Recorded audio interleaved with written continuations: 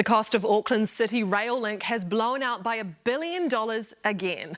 It's now expected to cost $5.49 billion, and it won't just cost more, it'll be finished a whole year later than planned, now November 2025. The constructors are blaming one thing, COVID, saying they lost 3.2 million work hours to sickness.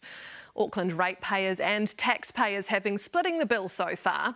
Now Council and Cabinet have to decide how to pay for the blowout, and they only have a few weeks to do it.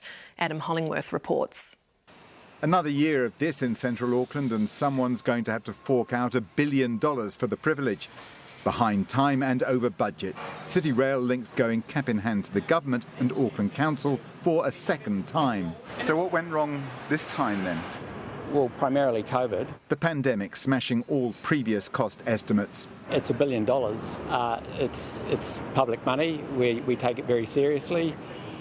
But COVID has impacted the project significantly over 2.5 years. Lockdowns are now over in New Zealand, but COVID is still choking progress. Even in the last 8 months, we were impacted by the port delays in Shanghai.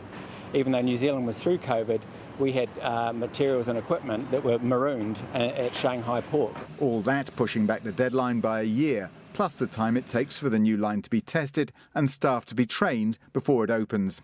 It's heartbreaking for businesses in the CBD like Moikov's Bakery. I feel not happy about that because it takes so long. Auckland Business Chamber CEO Simon Bridges signed off the CRL as Transport Minister when it cost a mere $2.8 billion, around half what it is now. Rather than stopping the project during COVID, it should have continued. Workers could have appropriately, safely been in the tunnels doing the job, and we wouldn't be in this predicament. The council and the government haven't signed off on the extra funding, but the project is now too big and too advanced to fail. I think they'd go through a period of reconsidering and then we'd basically get the money. Suggesting that it's a blowout suggests that the company and the people who are doing the work have done something wrong.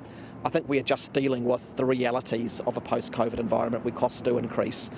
So we need to consider this carefully. 2 dates to ink in: a meeting of Auckland Council next week and the Cabinet the week after. Meanwhile, Auckland Transport took the opportunity to announce a 6.5% fare rise from April the 2nd. Adam Hollingworth joins us now live, and until now the Council and the Government have shared the cost 50-50. Adam, is that likely to continue? Mike, Auckland's mayor has been talking up budget cuts to make up this shortfall, but realistically there's no way that Auckland Council will be able to find the $500 million it needs quickly. So it looks like Grant Robertson will be reaching for his chequebook to help find the lion's share of this $1 billion. Adam Hollingworth live from central Auckland. Thank you.